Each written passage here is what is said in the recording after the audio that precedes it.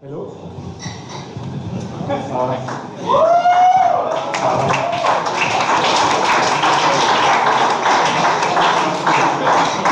my name is actually Josef Ortner and not Schuh or Schuch or whatever on the other slides. I don't know how it got to that. Yeah, I'm here today to talk about Expander. It's the second game I've released and it's available on Steam right now, so we launched today. And I just want to talk about the story of the game, because it took us quite a while to get to the Steam release. It all started back in 2013 when I was getting ready for my holidays, so everything was packed already, and I just had an evening to kill before I wanted to set off. But then something terrible happened that evening.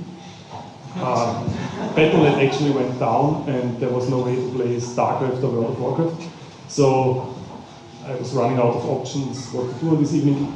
And lucky for me, Ludum was on the same weekend. It was Ludum 26, I think. For those who don't know, Ludum is a game jam. It usually takes 2 or 3 days, depending on if you work alone or in a team.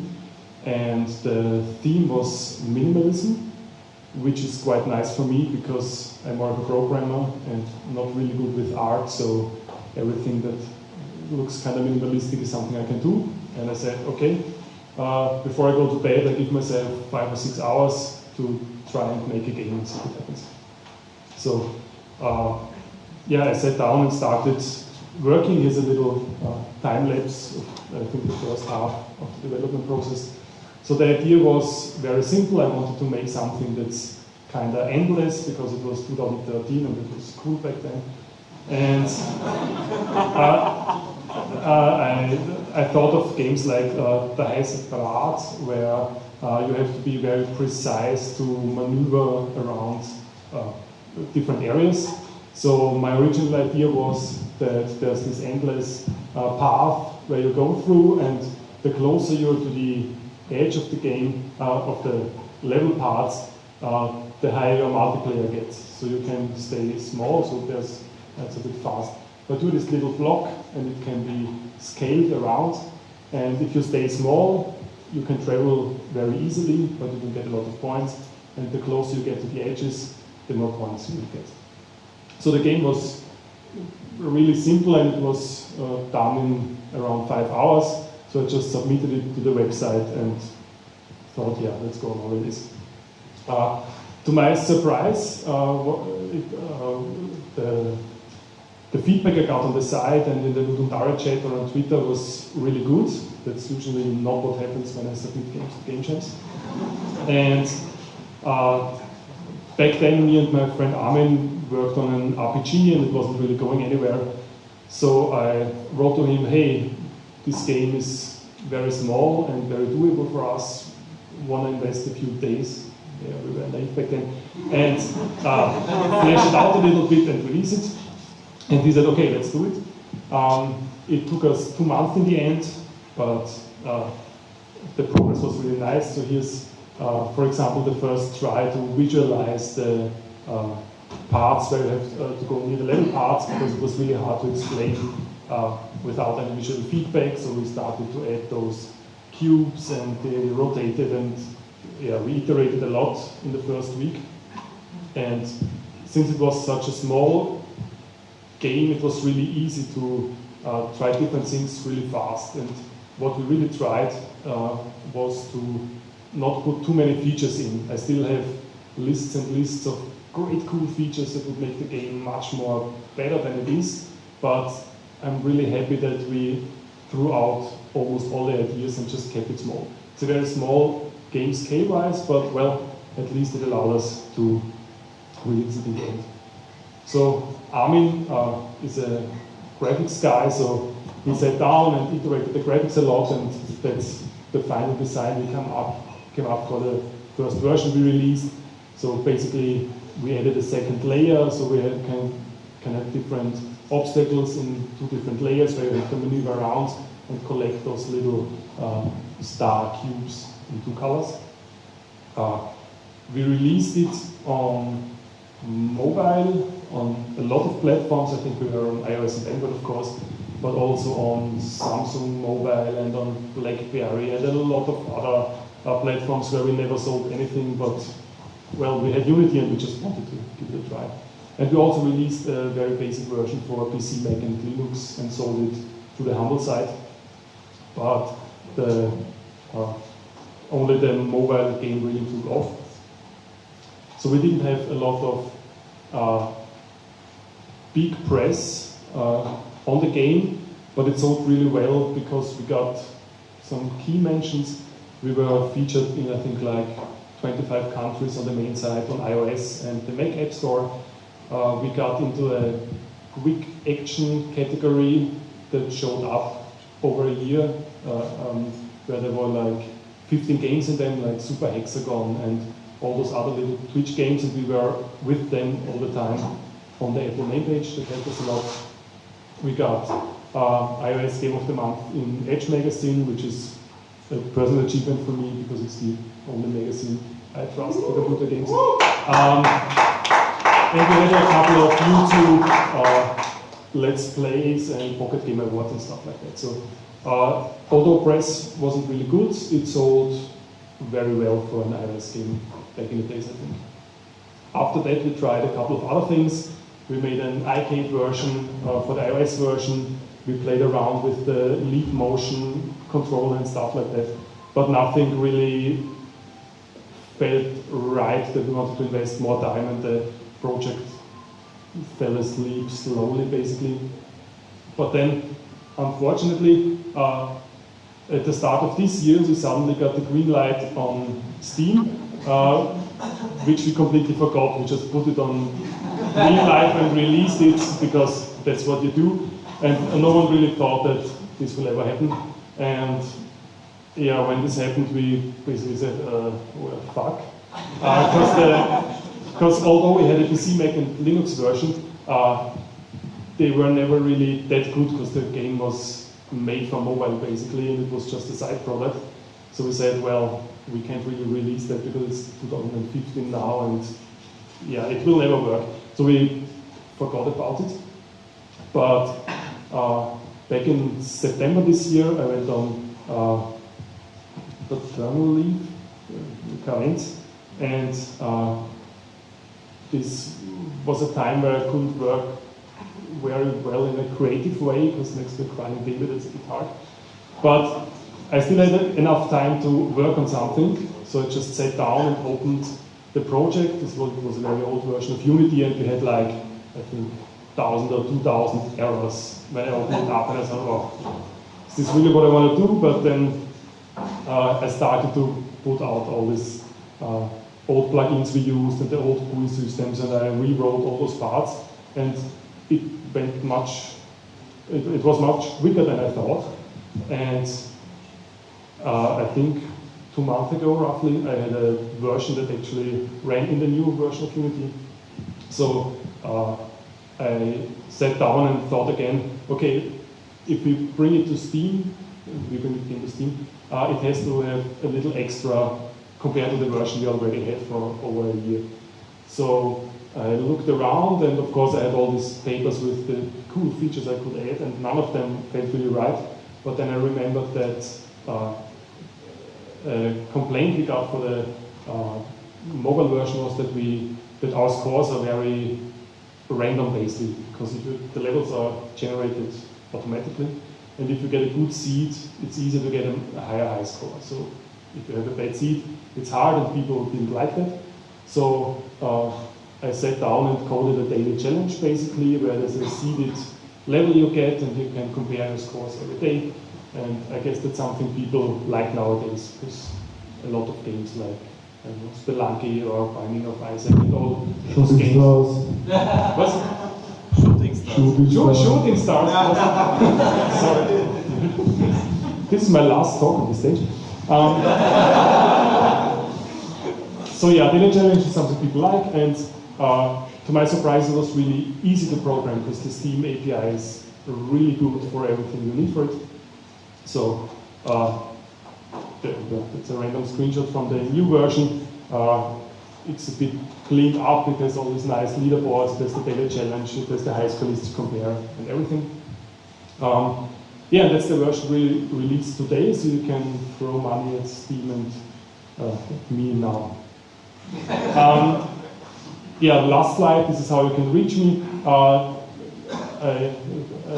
pick the font size accordingly to how important you should use this channel. So on Twitter, basically all my communication is taking place. We also have a website with a few nice graphics, but that's not really great. And we also have a Facebook page, but I primarily use that to show my mom what I'm up to, so it's not really fun. Okay, I have the game here as well, so if anyone wants to play, come on stage now, give it a try. And I answer questions.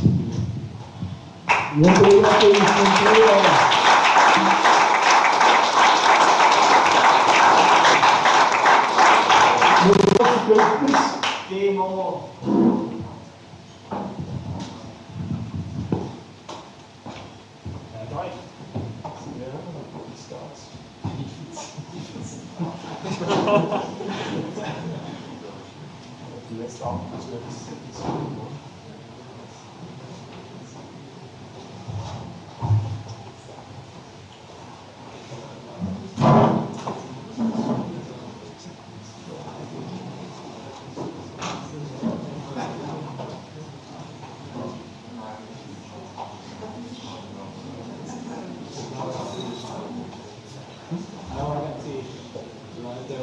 Oh yeah, oh, that's a great point actually. I think we used the mirror.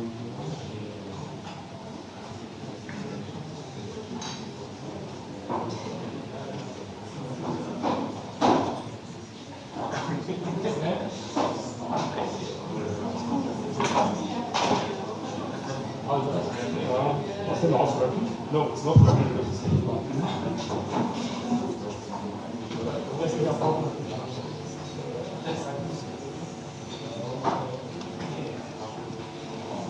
Okay, so if you press play, you get a short how-to graphics. Die Musik wird erst mal so ein Spiel starten, das ist kein Ding. So basically, if you press the left button, you can scale the player. And if you hold the right button, you go to the upper part of the level.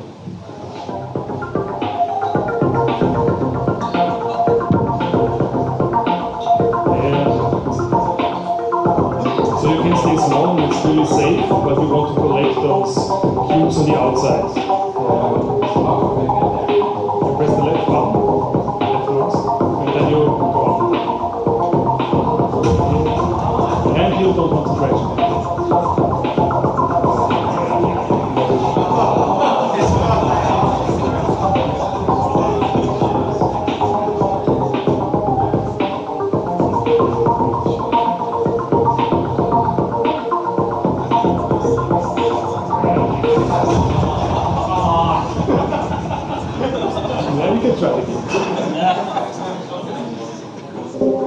So I can answer questions while we watch this release. I would like a question for Josef.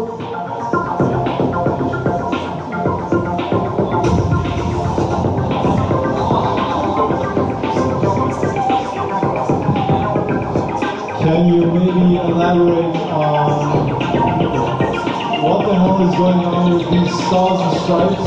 I can't hear you, sorry.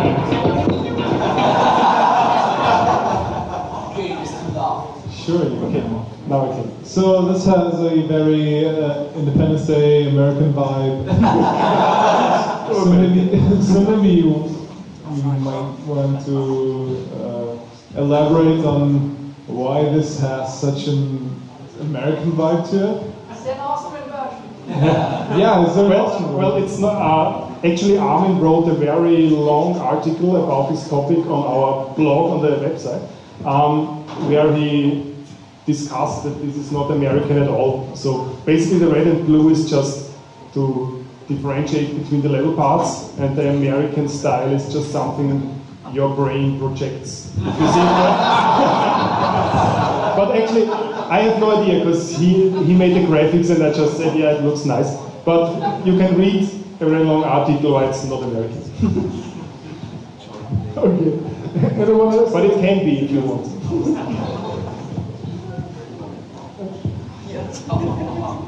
I have a question about the daily leaderboards. Yeah. Did you do anything about cheating on those leaderboards, and do you have a dedicated server for those? No, it's all handled on Steam. So I can basically check if the Steam user is trustable or something like that. And then I just, when the player clicks on the daily button, I just mark them on the Steam servers that they started the daily game. And in the end, I submit the score. I don't know if they can hack the game to submit a higher score or whatever, but I did everything that Steam offers me in terms of protection and security on their system, but I have no idea if it's possible to submit a higher score, for example. Okay. But I guess that's like on iOS. If I see someone that has like 14 billion points, then I just go and delete the score by hand, for example. Okay, and as a follow-up question, has that happened so far? Did No. you encounter any No, but so far I had like 20 testers that played, and it's live on Steam for like 3 or 4 hours. So I'm not sure if the cheaters are already in the game. Okay, thanks. One more question for Joseph.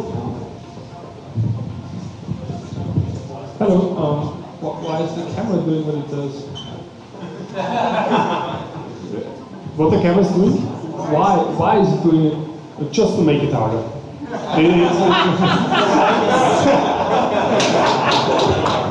Fair enough. So anyone?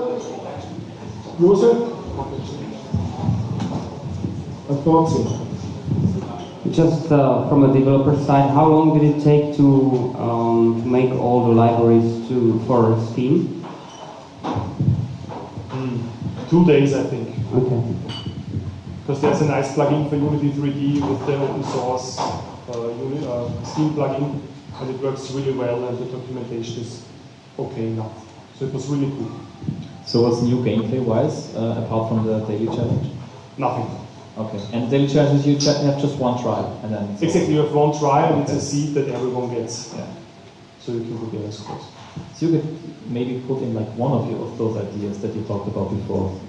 Are all of them bad, in your opinion? No, they're not bad, but I always have to measure, is it worth doing it time-wise? Because even if it's just a small, tiny feature, it can, I don't know, break the game, or I have to do a lot of testing if I put in such a small thing. So, I mean, if a lot of people buy it, I can maybe say, okay, it makes enough money so I can invest the time again. But putting it on Steam was not the right time to do it. You should maybe have put in another color palette so that no one can complain about the American thing. Yeah, maybe I see that purchase.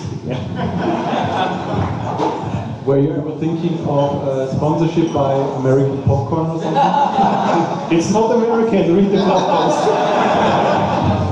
Have you considered to move this cube or the objects also vertically, not just, you are now actually going straight line, but you can also move the objects, not just expanding, but also move it upside. I had different versions where you could move the object, and I had versions where you have like 2 objects you can move different from each other. But it all felt like more, basically, but it didn't add any gameplay stuff that I felt was worth doing it, so I went back to the original one, because I felt that it worked, so I saw no reason to change it. Why is it mouse controlled? Because I think the game would play a lot easier if it's keyboard controlled. Maybe not. You can play with the keyboard as well. Oh, okay. But mouse is much more precise. So almost all the people who have high scores play with the mouse. But you can use keyboard as well. It's just not in the tutorial, but it's in the keyboard. Like during one game, is it actually possible to catch all the cubes, like the star cubes? No. There are some tracks that will lure you into something like that. But everything that's basically reachable, so if it's not a trap, then in theory you can reach it. That's why I need the mouse, because you can expand very rapidly in every direction. So it's, in theory it's possible, but it's hard.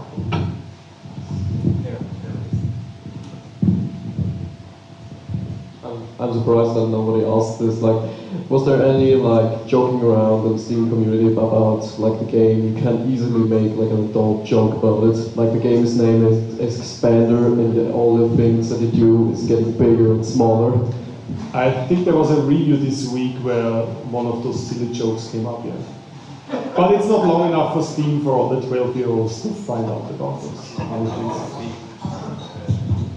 Okay, thanks. There was a lot of questions. We got still more games to show. So, ask him afterwards. Thanks a lot. Give it up for Josef. Thank you.